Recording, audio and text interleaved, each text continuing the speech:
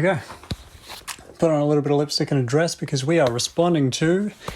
I told myself I wasn't going to do the thing where you throw to something you've edited in. We are responding to this transphobic comment that I got on my gender FAQ video. Except not really, because I don't really want to be the type of person who responds to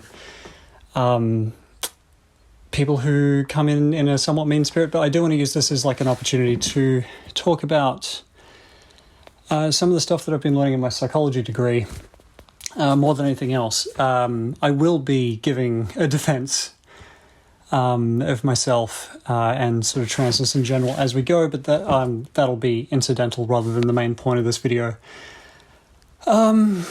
So, last semester I did a topic called Language, Context and Social Behaviour, which was given by Professor Bernard Guerin, who is a fantastic theorist. Maybe not my favourite lecturer, but a really good theorist. I love his work. As someone who did a lot of sociology electives, I got a very, very good mark in my gender studies topic. You'll be pleased to know. So this comment, in fact, I'm going to just get this up here on my phone so I can actually read it, but it'll be obviously showing up on screen as we go. So there we go. So the comment that I got read, still a man, non-binary is nonsense, men and women are not random categories, the sex binary is something we see across numerous species. Now, I am far from the first person to get comments like this, and this is not the worst comment I've ever gotten, nor is it's certainly not the worst case of transphobia on the internet. I think we can all agree that this is, like, not that awful. Like, it's not great, it's not good. I'm amazed this person was happy enough to put that up publicly, but here we are. Now, when responding to comments like this, there's a few traps that I think, no pun intended, there's a few traps that people can fall into, a few pitfalls. And because we've all been that person wanting to, jump in and say, like, well, actually, the sex binary is actually a construct that we are placing onto nature. It's a framework that we use to understand things, and so even biological sex itself is a construct. And even then, you've confused biological sex with gender, and non-binary gender identities are a gender identity, not a sex category. Also, intersex people do in fact exist, so even if you do presume the sex binary, it's not that clear-cut, and that's just with humans. Broader than humans, there's blah, blah, blah, and we could do that. But if you've seen enough of, the alt-right playbook, which is a fantastic video series by Innuendo Studios. If you haven't seen that, there'll be a link in the description and probably popping up on screen. You know how this stuff works. We know that is not going to really pan out too well, because you wind up sending a wall of text and they kind of respond with basically nothing that kind of keeps you arguing and stuff. You wind up on the back foot the whole time very, very easily. It's not good. While the alt-right playbook is fantastic for talking about the kinds of things that bigoted perspectives and right-wing talking points tend to follow, they're not very instructive for the rest of us as to how to respond effectively. But something that has been helpful is this psychology topic that I went through, because it made a really important distinction, I think, when it comes to language. So, but before we talk about it, let's talk about what language is. So language is a kind of human behavior. It's a thing that people do. And so given that it's a behavior, it's probably good to think about what the function of this behavior is. So why do we speak? Well, to speak and to utilize language with someone else, the person you're talking to needs to understand. Like, we talk to other people. We talk specifically to people that we share language with, normally anyway. You don't converse with other beings that don't share language. So language is something that is a social behavior between people. And because it's behavior, and because it exists socially, and because it has a function, it's therefore oftentimes better to focus more on what a bit of speech, or written language in this case, is doing, rather than to focus on its content. Because sometimes the purpose of language is to focus on the content of what's being said. If you are trying to convey information to someone, then the content of the language is part of the behavior. But to use a pretty easy example, when someone asks, "Hi, how are you?" Are they necessary? Then they might be asking you how you actually are. But if it's someone at a cash register, they're really just saying hello. They're saying hello. I'm not a threat. And by reciprocating and saying, "Oh yeah, I'm fine. How are you?" I know that there's a lot of people, I mean, myself included at times, who don't really like giving a disingenuous answer. I've found a few charming ways to give a slightly more honest answer, so I can, be honest to myself, and about how I'm feeling in that day, but in a way that's kind of still light and doesn't actually get things bogged down. Because, of course, the purpose is just to keep things light, keep things friendly, to show that we all understand how this interaction works. We're all here to get along. Because if someone doesn't understand that simple social convention, they might not be from around here, which means they're an outsider, they're unknown, they might be a threat. What other social conventions do they not know? Do they not know the social convention about the fact that we don't punch babies in the face, for example? So there's that. So again, focusing on the function of language can be very helpful.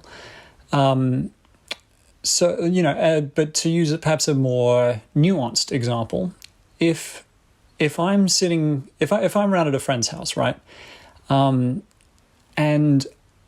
I say, "Oh, it's a bit warm in here," I might actually be asking them to put the air conditioner on. But by asking directly, I don't want to ask directly because that might feel too imposing. It might be someone that I'm friends with, but we're only just becoming friends, and so we're still in that early phase where I don't want to seem like too much of an imposition. I want this to be a very easy relationship. So in order to manage that relationship, managing relationships being one of the main things that we do with language, I might hedge what I'm saying so that way it feels a bit more casual, a bit more light. So by saying, "Hey, it's a bit warm in here," then, because that's the thing, what if their air conditioner is not broken? What if they don't have an air conditioner and I just haven't noticed? What if they've got a different way of cooling the house down or whatever?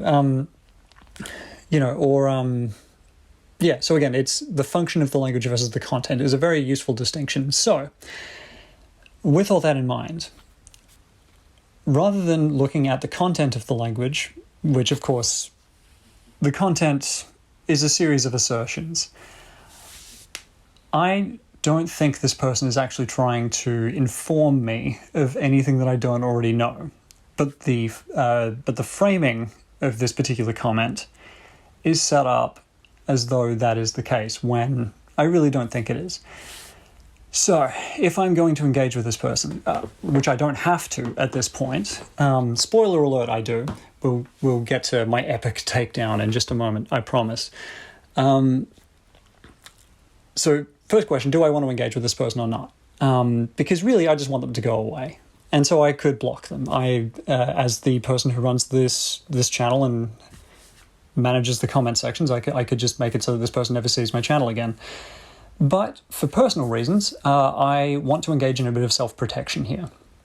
And so because I want to engage in a bit of self-protection, I decide to engage. And I guess part of the reason why I wanted to do it was just to kind of prove to myself that I could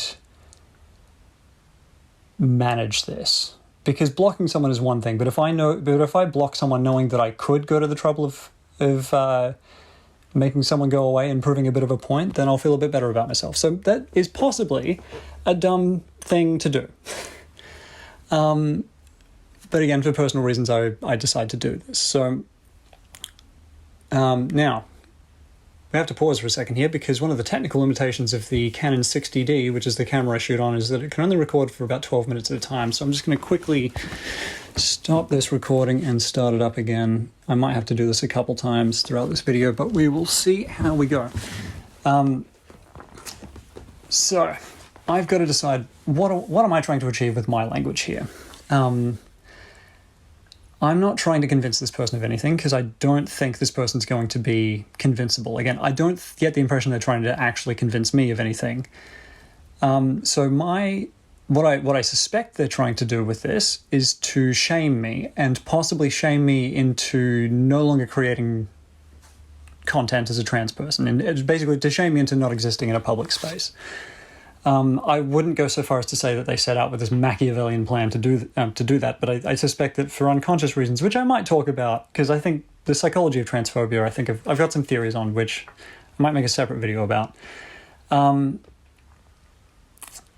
Yeah, so they're trying to make me go away, and so my goal here is to make them go away first. Now, bear that in mind, because, again, it's very easy to slip back into the trying to convince them mode, but that's not what I'm actually trying to do with my language here. And, of course, I'm not perfect at this, so you'll see me kind of... We'll talk about how I slip in and out of that. So that's what I was trying to achieve. They're trying to humiliate me. I'm trying to humiliate them first. So here was my response. Oh, no, I'd never considered that before. Those ideas are totally new to me, and now I'm melting. No! Because, yeah, they're seeming like they're trying to convince me, but again, I don't see how, if you were trying to convince me, I don't think leaving a comment on a YouTube video is the way to go about it. So my goal with this, of course, is to try and point out to them that I've heard it, but also to be a little bit embarrassing for them to interact with. Now, did I think that was going to be the end of it? Not really. Oh, by the way, for those of you paying close attention, you might notice that I edited this particular response.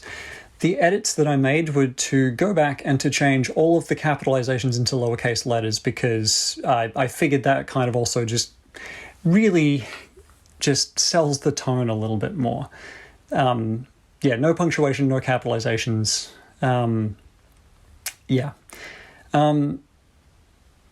Yeah, so obviously they didn't go away, but again, I thought this would at least let them know that I'm really not that bothered.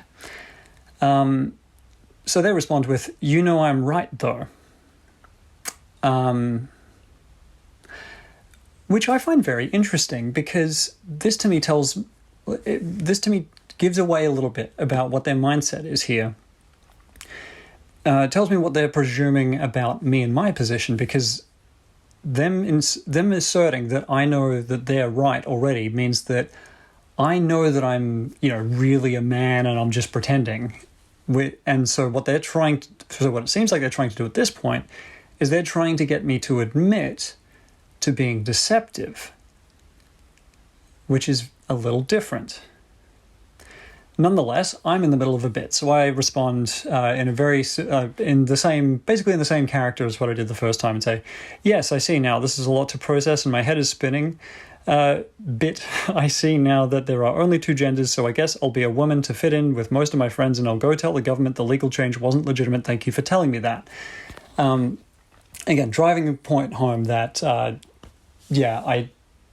this is nothing I haven't heard before. This is nothing that I haven't said to myself in the back of my head throughout my entire gender journey. Like, I've been questioning for 7 years. What do you think? But you'll notice that I have actually slipped a couple of points in there, because I mentioned the government and the legal change, because that to me is actually saying, but I've legally changed it, so you're going to have to talk to the local authorities. I'm actually bringing in an outside authority, because a lot of the time, in conversations like this in particular, we're not actually trying to convince the other person that we're right. We are trying to stop them challenging us. And so me here evoking the fact that I've legally changed my gender is me invoking an authority that I am hoping is high enough that it will be intimidating to them, and again, they'll leave me alone. This was a mistake on my part here, because, of course, again, I have made an assertion, I've made an argument, which they can then respond to, which then actually gives them fuel, which is against what I wanted, which was humiliating them into leaving me alone. However, the other bit that I did here that I thought was pretty good was saying that if there's only two genders, I'll be a woman, thanks. Which, by the way, if I had to choose, is probably the one that I would pick. Like, two genders, you think I'm going to not pick the pretty one? Like, the pretty one where all the other girls are nice to you? Like, all I have to do is just give up beer and sports? Like, it's, like, I would probably miss the beer a little bit, because I'd probably drink less. I'd probably have to start drinking more rosé. But that's okay. I'd be willing to take that if it means I get to wear makeup and dresses and go dancing and actually have fun sometimes, because I spent too long not doing those things and it was pretty miserable. So you'll see that, so anyway, they come back and it's back to assertions and arguments again, which is, but you can't be a woman, you're a man. Just because the government document says something doesn't mean it's true. Now, this is why I brought up the government document thing before. It's because as an anarchist and as a postmodernist, they've got me there. That is correct. Just because a government document says something doesn't mean it's true. I really was tempted to say I'll start trusting YouTube comments instead of government documents then, but again, that's then getting into an argument, which is not actually what I want. That's not going to make them go away. I did respond to this comment, but I then deleted it because, again, I was starting to get into too much of an argument by saying, so I should not listen to my birth certificate and instead listen to my birth certificate? Which, again, that's starting to make an argument, so I deleted it. And they responded to that, because they saw it before I could actually delete it, with, no, believe the biological reality you are well aware of. Again, they're assuming that they, in fact, know more than I am and that the jig is up and all, oh no, they found me out. Guess I'll give up and stop existing publicly as a trans person because I've been exposed by a random YouTube commenter. So it was at this point that it started becoming clear to me again that I'd lost sight of my original goal a little bit, which was to humiliate them into leaving me alone. So I figured I'd get back to that strategy and up the ante a little bit. So they've just told me that, so this next bit is responding to the first one, which will be up on screen again, telling me that I can't be a woman, because my response to that was, I don't know, your mum thought it was pretty gay last night. Which is possibly my favorite thing I've ever typed on the internet in context, especially with the word "your" being misspelt in that particular way. I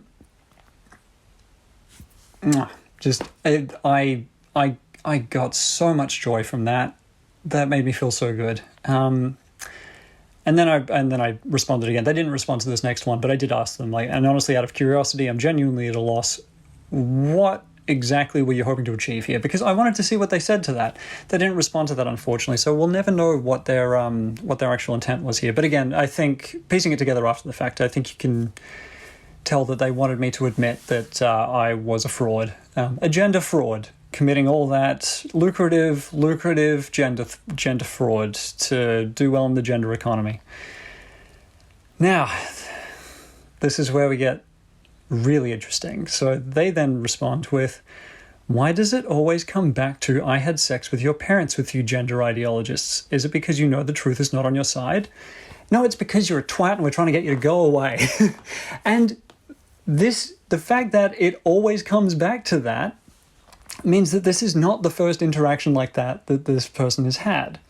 Meaning that they've been going around harassing gender ideologues, which I assume means trans people, and probably some allies as well, but I'm going to assume mostly trans people here, who keep making jokes about having slept with this person's parents. So let's go back to what I was talking about earlier in this video. This person is responding to the content of what I've just said, not the function of it, because the function is piss off, you turd. If anyone claims to have had sex with your parents, you are being childish, and they are telling you to go away in a childish way, because that's it. In fact, I even spelt out the subtext in my final response, which I am pleased to say they did not respond to. I succeeded in making them go away. So the final thing I said, because again, I had to spell out the subtext at this point, you are a deeply incurious person, and I don't care to explain or justify anything to someone who has no interest in what I have to say. I have given you the quality of conversation that your level of receptivity warrants. If I'm wrong about your character and you do actually care about my perspective, subscribe. because I'll be talking about it more in future videos. Please remember that you came to my comments section. You can leave at any time. And then they left. Because what were they expecting to happen? Anyway, that's my psychoanalysis of someone who harassed me on my FAQ video. I'm sure they won't be the last, but if anyone else has anything mean to say, do it. Every time I get transphobic comments, I'm gonna dress up real pretty and we're gonna psychoanalyze the ever-living crap out of you, because this is my channel and we respond to comments with videos eventually. Because yeah, this is the strategy that I think is missing from the alt-right playbook. You can't respond to it like an argument. Don't try and reach people who aren't interested in being reached. Use them as an example to reach the people who are interested. So thank you for being interested. I hope I'm not going to make too many videos like this. There'll be a link to the last time I did this before I unlisted all my videos. I hope this has been fun. And yeah, let's hang out again soon.